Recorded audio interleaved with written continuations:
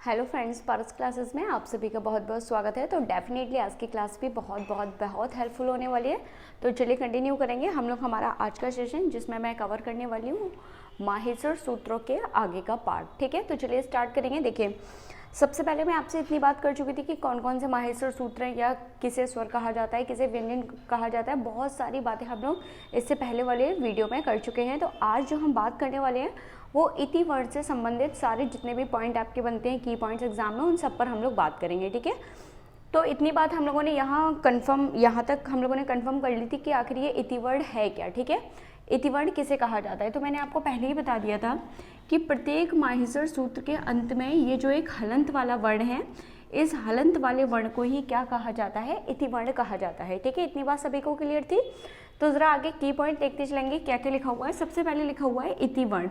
इति वर्ण का जो शाब्दिक अर्थ है, देखिए क्वेश्चन कैसे भी बन सकता है। तो इति वर्ण का जो शाब्दिक अर्थ है वो क्या है, इति वर्ण का शाब्दिक अर्थ होता है समाप्ति। ठीक है, ये किसका सूचक है, ये समाप्ति का सूचक है, या फिर आप क्या कह सकते हैं किसका सूचक है, विराम का। ठीक है, विराम का, इसलिए इसे हम लोग क्या भी कह देते हैं, एक और नाम आप लोग यहाँ ऐड कर लेंगे। अभी मैं आपको सारे पॉइंट बता रही हूँ, विराम वर्ण। ठीक है, तो देखिए जरा विराम वर्ण कौन कौन से जरा समझेंगे।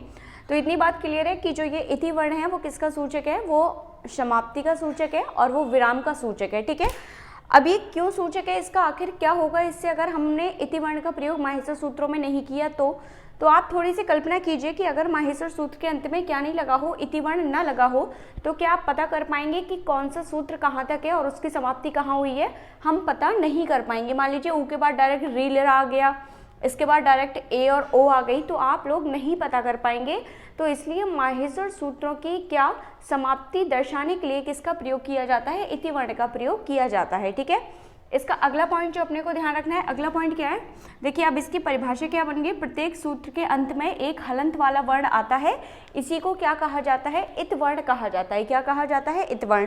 डेफिनेशन क्लियर है, माहेश्वर सूत्रों में पता चल गया इति वर्ण कहाँ आता है, प्रत्येक सूत्र के अंत में इति वर्ण आता है। ठीक है, अगला पॉइंट देखेंगे। देखिए क्या हुआ, अगला पॉइंट आता है इसके अन्य नाम। देखिए आपका क्या है, प्रश्न कैसे भी बन सकता है, मान लीजिए इति वर्णों के अन्य नाम से बन सकता है, तो इसके और क्या क्या अन्य नाम है वो यहाँ मैंने नोट डाउन करके दिए हैं, जरा सारे देखते हुए चलेंगे। ठीक है, सबसे पहले जरा देखेंगे क्या लिखा हुआ है, इसको हम लोग क्या कह सकते हैं, इति संज्ञक वर्ण कह सकते हैं, या फिर इसे हम क्या कह सकते हैं, इति वर्ण कह सकते हैं, या फिर इसे हम कह सकते हैं इत वर्ण, और इसे हम कह सकते हैं सूत्रांत वर्ण। और ध्यान रखिएगा इस वाले पॉइंट से ऑलरेडी आपके सुपर टेट के एग्जाम में एक क्वेश्चन आ चुका है, तो बहुत अच्छे से इसके अन्य नाम ध्यान रखेंगे। ठीक है, अभी वो भी बताऊंगी मैं कौन सा क्वेश्चन आया था। ठीक है, अगला है इसे हम क्या कहते हैं, अंतिम हलंत वर्ण।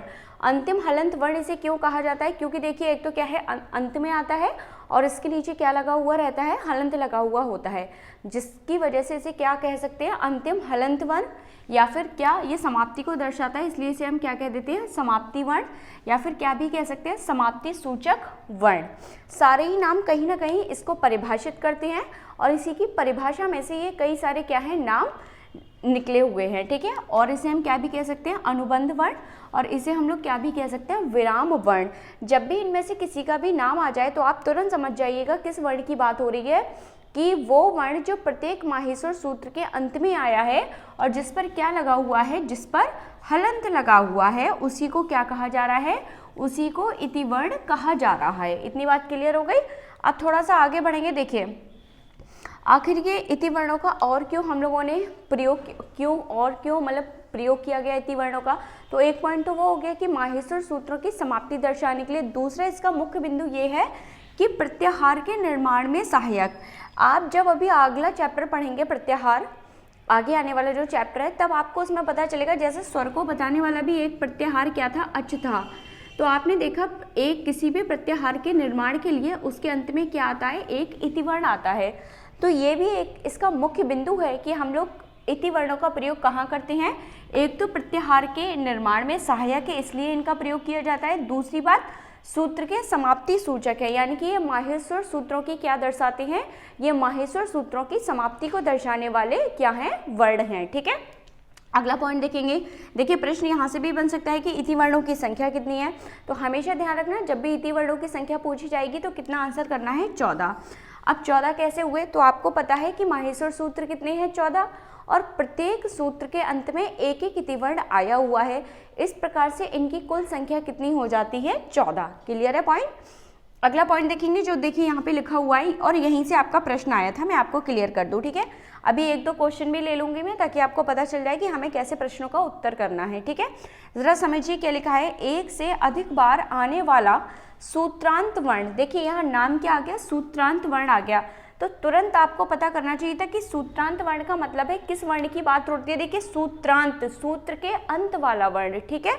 तो सूत्रांत वर्ण देखिए यहाँ, इसीलिए मैंने इसके जितने भी अन्य नाम है वो सारे आपको नोट डाउन करके दिए हैं, ताकि कोई भी नाम आ जाए तो आप बिल्कुल भी क्या ना हो, कंफ्यूज ना हो, ठीक है।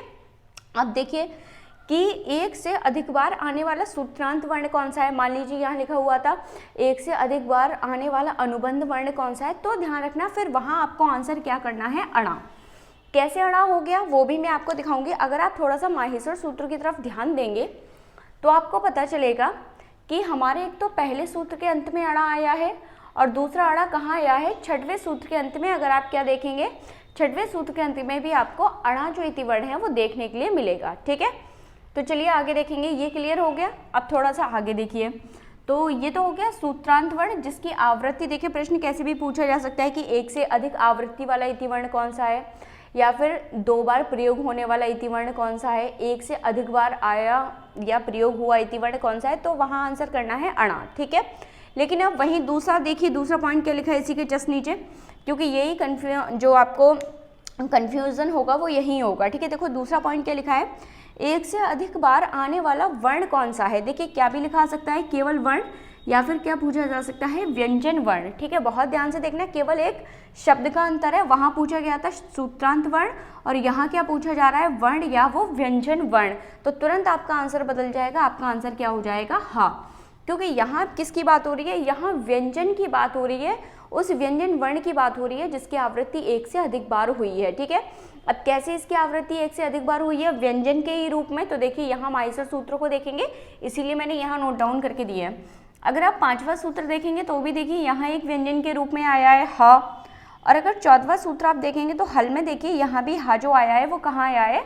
व्यंजन के रूप में आया है। यहाँ दोनों ही जगह क्या है? ये व्यंजन रूप में है। तो जब भी केवल वर्ण पूछा जाए, क्योंकि वर्ण क्या है? वर्ण के ही तो 2 भेद हैं, स्वर और व्यंजन, इसलिए अगर केवल वर्ण पूछा जाए या व्यंजन वर्ण पूछा जाए, एक से अधिक बार प्रयोग होने वाला या 2 बार आने वाला या एक से अधिक बार आवृत्ति वाला, तो उत्तर करना है हा। और वहीं अगर सूत्रांत वर्ण पूछे, अंतिम हलंत वर्ण पूछे, ठीक है, या विराम वर्ण पूछे, तो आंसर करना है अणा। क्लियर है दोनों बातें? चलिए एक और पॉइंट देख लेंगे छोटा सा। अगर पूछा जाता है माहेश्वर सूत्रों में कुल वर्ण कितने हैं, तो ध्यान रखना कुल वर्ण, वर्ण का मतलब किससे? स्वर और व्यंजन से। कोई इतिवर्ण इसमें कनेक्ट नहीं होगा। तो वर्ण क्या है? वर्ण या तो स्वर होते हैं या फिर क्या होते हैं? व्यंजन। तो ध्यान रखिए कुल वर्ण कितने हैं माहेश्वर सूत्रों में? 42 हैं, ठीक है। और कैसे हैं? 9 स्वर हैं और 33 क्या है? व्यंजन हैं। इतनी बात क्लियर हो गई। एक क्या है? 9 स्वर हैं और 33 व्यंजन है। जब इनको हम लोग क्या कर देते हैं? जोड़ देते हैं, तो हमारे कुल वर्णों की संख्या कितनी आ जाती है? 42, ठीक है। तो डेफिनेटली आज जितने भी आपके माहेश्वर सूत्र से रिलेटेड इंपॉर्टेंट पॉइंट थे वो सारे मैंने यहाँ आपको नोट डाउन करा दिए हैं। इसके बाद अब हम लोग अपनी नेक्स्ट क्लास करेंगे जिसमें हम लोग पूरा देखेंगे वर्ण। जो वर्ण चैप्टर है वो आ जाएगा बिल्कुल, और वर्ण के क्या भेद हैं, क्या प्रकार हैं, उसकी परिभाषा, फिर वर्ण के जो भेद होते हैं स्वर और व्यंजन, उनके भी कितने कितने और किस आधारों पर भेद है, वो सारी बातें अब हम लोग अगली क्लास में करेंगे। आज जो जितने भी पॉइंट थे अपने माहेश्वर सूत्र से रिलेटेड वो सारे क्लियर हो गए। तो डेफिनेटली क्लास आपके लिए बहुत ही हेल्पफुल होगी। अगर आप लोग किसी भी TET, UP TET, super TET की तैयारी कर रहे हैं तो डेफिनेटली क्लास आपके लिए बहुत हेल्पफुल होगी। क्लास अगर इंपॉर्टेंट लगे तो क्लास को लाइक करना, शेयर करना, कमेंट करके बताना क्लास आपको कैसी लगी। बाकी अगर चैनल को फर्स्ट टाइम वॉच कर रहे हैं तो चैनल को सब्सक्राइब करके बेल आइकन जरूर प्रेस करना है, जिससे कि टाइम पर नोटिफिकेशन मिलता रहे। So thank you so much. मिलते हैं नेक्स्ट क्लास में।